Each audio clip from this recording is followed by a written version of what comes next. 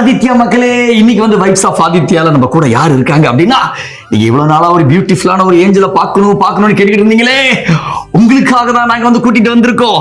யாரு சொல்லுங்க, யாரும் கேளுங்கள.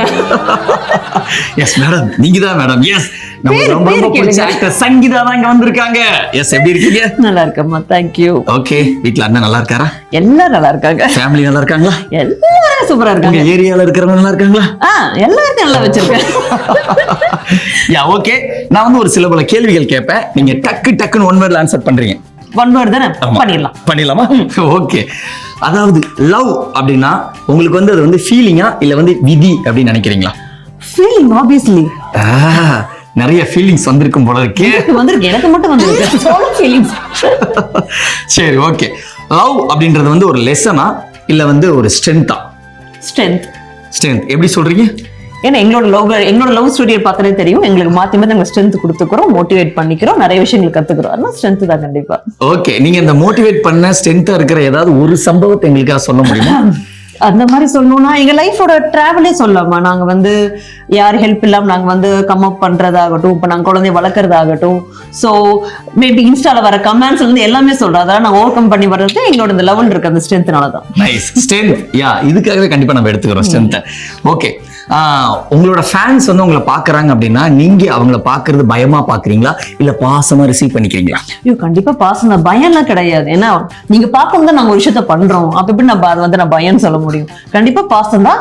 பட் சில விஷயம் சில பேர் திட்டும் போது கொஞ்சம் கஷ்டமா இருக்கும். பட் அதை ஒதுக்கி விட்டுட்டு நான் பண்ற வேலையை பண்ணிட்டு போறேன். அதுதான் நடக்கும். ஓகே, இப்போ வந்து ஃபேன்ஸ் வந்து அதிகமா உங்களுக்கு வந்து மெசேஜ் பண்ணுவாங்க. ஸோ அண்ணனுக்காகட்டும் உங்களுக்காகவும் காமனா வரக்கூடிய மெசேஜ் என்ன? காமனா வரக்கூடிய மெசேஜ் என்கிட்ட கேட்டீங்கன்னா, பாப்பா பத்தி இப்ப அதிகமா நிறைய மெசேஜ் வருது. உண்மையை சொல்லணும்னா அவங்க எப்படி இருக்காங்க, என்ன கொடுக்குறீங்க, என்ன பண்றீங்க, அந்த மாதிரி மெசேஜ் அதிகமா வருது. சோ இப்ப என்கொயரி எல்லாமே அவளுக்கு போயிருச்சு. அங்க போயிருச்சு. ஓகே, உங்களுக்கு கோபம் வரும்போது அதை வந்து கண்ட்ரோல் பண்றதுக்கு என்ன பண்ணுவீங்க? சைலண்ட் ஆயிடுவீங்களா இல்ல வந்து பொங்கி எழுந்துருவீங்களா? இல்ல, இப்ப அவர் மூஞ்ச உத்து பாப்பேன். அவர் பொங்கிடுவாரா இல்ல ஆஃப் ஆயிடுவாரா? அவர் வந்து ஆஃப் ஆயிடுவாங்க. வேற ஆப்ஷன் கிடையாதுங்க, உங்களுக்கு ஒரே ஒரு ஆப்ஷன் தான். இல்ல, நான் ஒருத்திதான். சரி, ஓகே. ரீசெண்டா இந்த क्वेश्चन உங்ககிட்ட கேக்குறத அண்ணன்ட்ட கேட்கணும், பட் இருந்தாலும் உங்ககிட்ட கேக்குறேன். ரீசெண்டான கிரஷ் யார்? ரீசெண்டான கிரஷா? மேல் ஆர் ஃபீமேல் யாரா வேணா இருக்கலாம். யாரா வேணா இருக்கலாம். சோ என்னோட டார்லிங் என் பாப்பா தான்.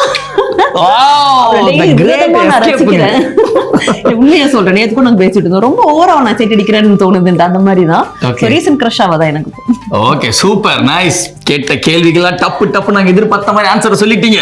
Thank you so much. மக்களே, பாத்தீங்கல்ல, இதே மாதிரி சில பல கேள்விகளோட சூப்பரான செலிபிரிட்டியோட உங்களை நான் மீட் பண்றேன்.